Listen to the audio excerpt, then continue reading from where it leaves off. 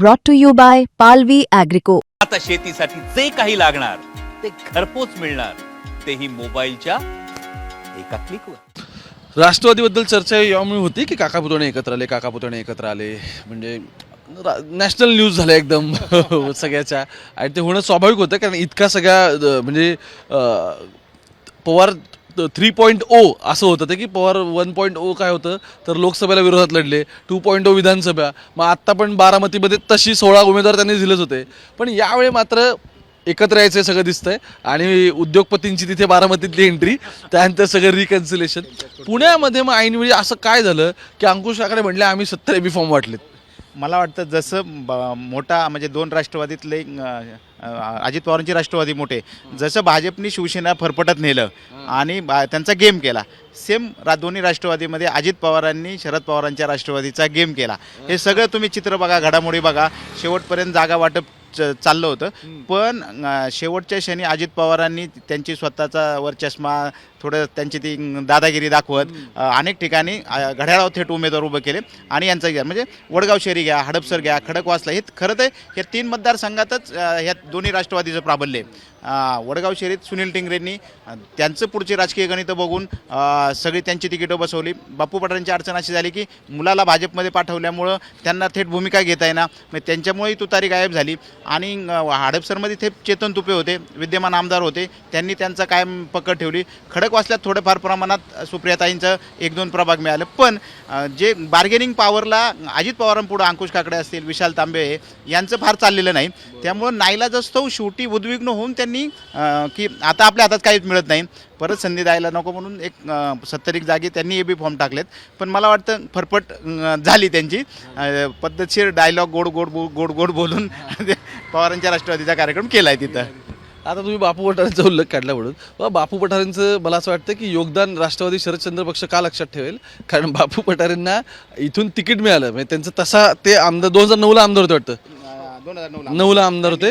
हां, त्यानंतर तर बापू काही कधी निवडून आले नाहीत. पण असं असताना शरद पवारांच्या पक्षाने तिकीट दिलं, शरद पवारांनी स्वतः स्वभाव लावली आणि सुनील टिंगरे कसे आहेत काय वगैरे याच्याबद्दल पवार स्वतः बोलले बरं काय. पवार प्रत्येक व्यक्तीच्या पहिल्यांदा बोलत नाहीत पवार, त्यांनी टीका केली. या सगळ्या नादामध्ये बापू पठारे म्हणजे ज्यावेळी सगळीकडे महायुती निवडून येते तिथे पुण्यामध्ये शरद पवारांची जागा लागली आणि बापू पठारे निवडून आले तुतारच्या चिन्हावर. आणि ते झाल्यानंतर बापू पठारेंनी काय केलं, मुलगा, सून, आणखी कोण आहे, भाचा आणि 2 परत कार्यकर्ते, पण आणखी कोणते कार्यकर्ते, 5 जणांना तिकीट आणली भाजपची.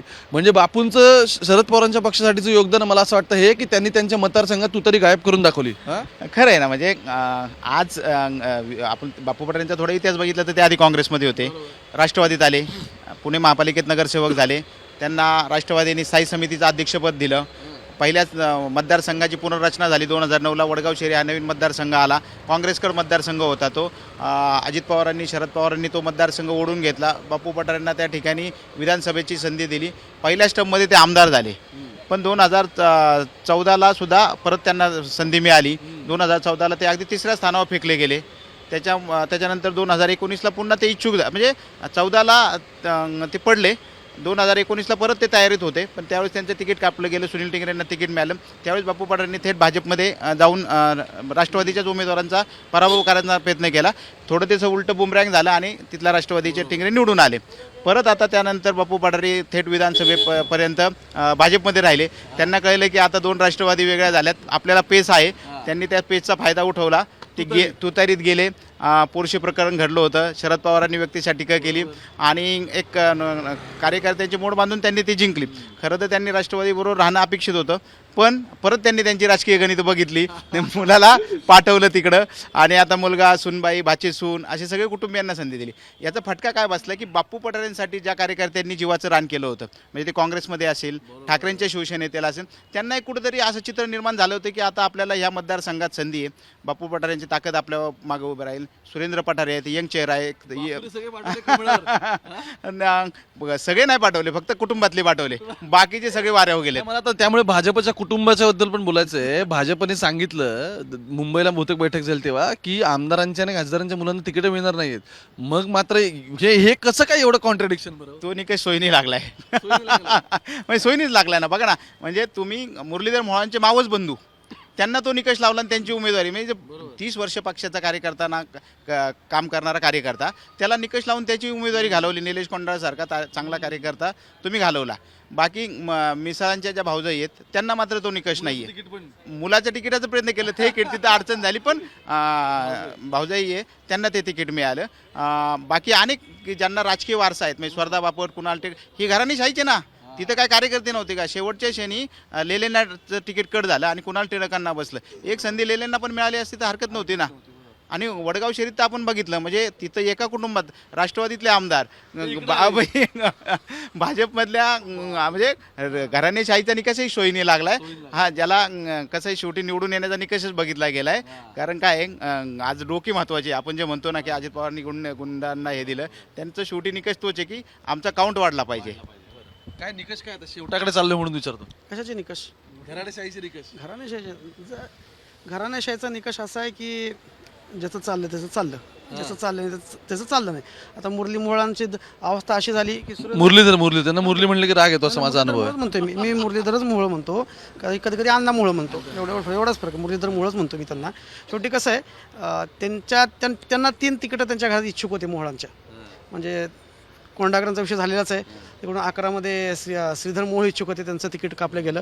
15मध्ये 31मध्ये पृथ्वीराज सुतारांना आयात केल्यामुळं दुष्यंत मोहोळ ते पण इच्छुक त्यांचं आहे. म्हणजे 3 तिकीटं गेले, पण अण्णांनी आता सुरेंद्र पठारेंना भाजपमध्ये घेणं आणि सगळं करणं, तर तिथं मुरलीधर मोहोळांचा मोठा हात होता. तर ते तिथं 3 तिकीटं बसली त्या घरामध्ये. निकष कसा आहे, मग मला वाटतं थोडा निकष पण काही प्रमाणात चुकीचा आहे. हा सरसकट तुम्ही निकष लावू शकत नाही. हे भाजपच्या नेत्यांचं मला वाटतं ही चूक आहे. चुकलं मला काय हरकत नाही. तुम्ही सरसकट निकष लावू शकत नाही, कारण की 30 वर्ष काम करणाऱ्या कार्यकर्त्याला तुम्ही तिकीट नाकारलं.